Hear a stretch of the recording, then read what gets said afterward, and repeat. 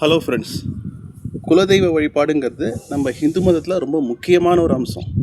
நம்மளுக்கு இஷ்ட தெய்வம் எதுவாக வேணா இருக்கலாம். நம்ம அடிக்கடி வீட்டுக்கு பக்கத்தில் போயிட்டு வரக்கூடிய கோவில் எதுவாக வேணா இருக்கலாம். ஆனால் குலதெய்வ வழிபாடுன்றது என்டையர்லி டிஃப்ரெண்ட்.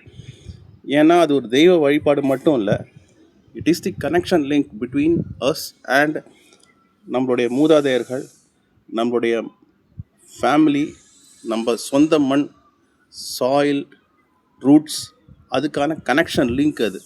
ஸோ எக்காரணத்தை கொண்டும் அதை நம்ம மறக்கவே கூடாது, அந்த பழக்கத்தை கைவிடவும் கூடாது.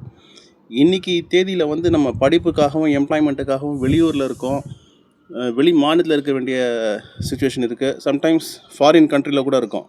It is unavoidable.